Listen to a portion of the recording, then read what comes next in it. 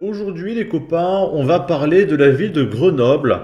Et tout va bien à Grenoble, d'accord? C'est Alerte Info qui le dit. Grenoble est la ville qui offre la meilleure qualité de vie au monde. Source Oxford économique. Et ce n'est absolument pas de la propagande, d'accord? C'est une source sûre. Et donc là, on a des pays et des villes. Australie, Suisse, Luxembourg, Suisse, ok. Nantes, ah oui, Nantes, cette ville calme et paisible, oui, évidemment. Et du coup, il y a Damien Rieu qui partage ce petit article qu'on va voir ici. Depuis le début de l'été, les fusillades sont incessantes à Grenoble, au point où Éric Vaillant, procureur de Grenoble depuis 5 ans, affirme qu'il n'avait pas vu une telle guerre des gangs depuis mon arrivée. En parallèle, Gérald Darmanin se vante d'une action efficace.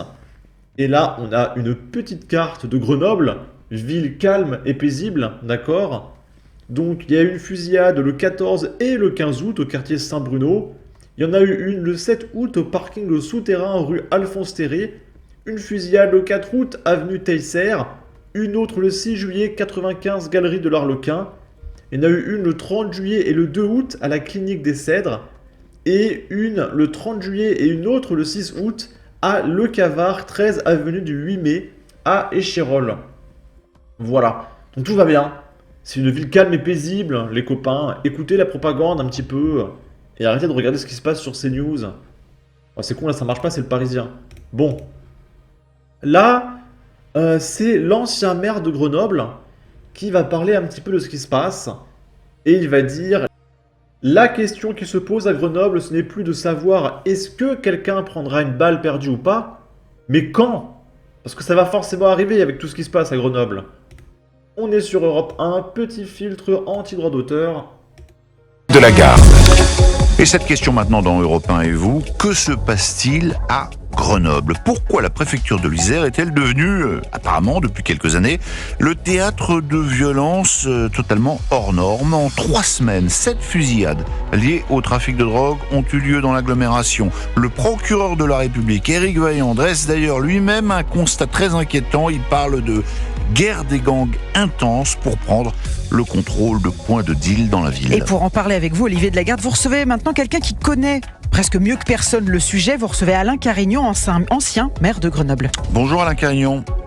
Bonjour. Membre du conseil municipal, leader de l'opposition de droite. Pourquoi Grenoble est-elle devenue la proie des gangs?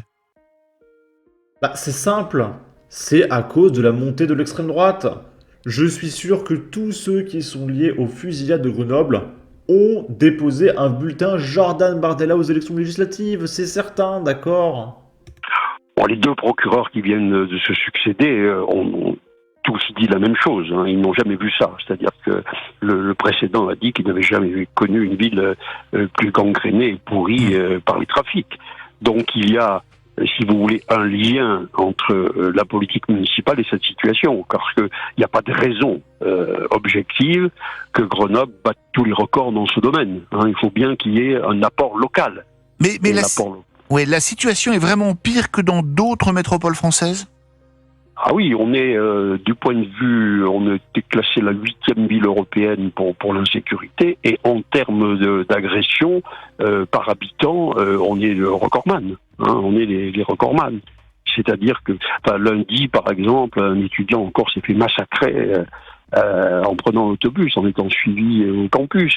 Donc il y en avait eu plusieurs comme ça. Je parle des étudiants, toutes les populations qui sont atteintes, c'est évidemment les habitants dans les quartiers qui doivent enjamber les dealers pour rentrer chez eux, baisser les yeux évidemment, n'avoir pas droit à la parole. C'est toute cette situation-là qui est lié également à la politique municipale. Rappelons-nous que le maire a quand même appelé, est allé Montgenèvre, appeler les migrants à traverser la frontière, à leur dire que l'accueil était inconditionnel, le logement était inconditionnel. On a une politique municipale qui a été totalement irresponsable. Hein. Ils appliquent une idéologie de l'extrême gauche qui est évidemment sans frontières. Et donc c'est Je m'attendais vraiment pas à ce que le mec dénonce l'extrême gauche. Enfin! Enfin! pas, évidemment, l'immigration n'est pas la seule cause, mais elle est cette immigration incontrôlée, pas toute évidemment, est une des causes de cette situation. Donc on a ce cumul de la politique locale avec les trafics qui crée cette situation explosive. Moi j'ai des personnes âgées qui vivent dans des quartiers où je demande à mes enfants de ne pas venir me voir, parce que j'ai peur qu'il leur arrive quelque chose. Donc vous voyez, c'est ça, c'est toute cette vie quotidienne. La question qui se pose à Grenoble, c'est plus de savoir évidemment si quelqu'un prendra une balle perdue ou pas, il y a un Grenoblois innocent, mais c'est quand? Parce que c'est obligatoire que ça arrive. Ok. Moi, je pense que tout va bien. Je préfère me fier à cet article, d'accord, de Oxford Economics, plutôt qu'au dire du maire de Grenoble, d'accord. Là, on va regarder un petit article. Donc, c'est à Grenoble.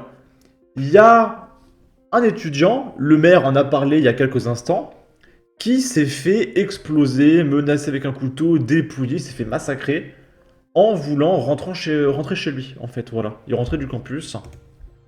Donc, rien de plus normal à Grenoble.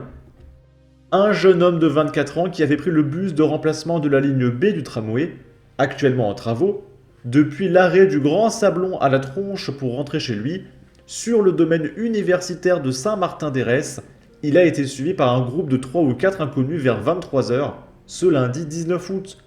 Alors qu'il venait de descendre à l'arrêt des Taillés Université et qu'il poursuivait son chemin, le groupe lui a emboîté le pas avant de se jeter sur lui. Menacé d'un couteau et passé à tabac, le malheureux étudiant s'est ensuite fait dépouiller de son sac à dos et d'un sac de randonnée contenant divers objets personnels, parmi lesquels un ordinateur portable, un casque audio et ses papiers d'identité. Ok. Et on va terminer avec ce reportage sur CNews. C'est le procureur qui va expliquer comment il va mettre en place des systèmes de sécurité et de sanctions afin de gérer cette ville calme et paisible qu'est Grenoble. Il y a dans seulement 3 semaines à Grenoble, la ville subit une explosion de violence inédite liée au trafic de drogue. Dans le journal Le Parisien, le procureur de Grenoble affiche sa fermeté. Faire tomber les dealers par tous les moyens, c'est ce que tente de faire Éric Vaillant. On commence par arrêter les vendeurs du jour sur les points de deal et on les juge immédiatement. On met aussi en place des PV simplifiés pour interpeller les guetteurs et saisir l'argent qu'ils ont sur eux. Pour lutter contre la criminalité, la ville innove, notamment en collaborant avec la caisse d'allocation familiale. Vous noterez que le mot prison ne sera à aucun moment prononcé. C'est une première en France afin que l'argent gagné illégalement par les délinquants soit réintroduit dans les revenus permettant de calculer les allocations qu'ils reçoivent. Grâce à ce dispositif, 55 trafiquants ont vu leurs allocations diminuer ou supprimées. Nous l'avons étendu en 2023 à la caisse primaire d'assurance maladie qui recherche aussi des fraudeurs parmi les délinquants. Des résultats réels selon le procureur. 35 points de deal ont été identifiés dans l'agglomération. Cependant, Éric Vaillant l'affirme, il est quasiment impossible d'éliminer le trafic. Leur responsabilité est d'en limiter les effets. Et on va surtout pas mettre ces individus en prison, bien évidemment. Voilà, c'était tout pour cette ville calme et paisible. D'accord, qu'est Grenoble. En tout cas, n'hésitez pas à donner votre avis, votre opinion, à partager, liker, commenter. Ça aidera au référencement de la vidéo sur YouTube. Abonnez-vous, suivez-moi sur Twitter. Prenez soin de vous. Salut!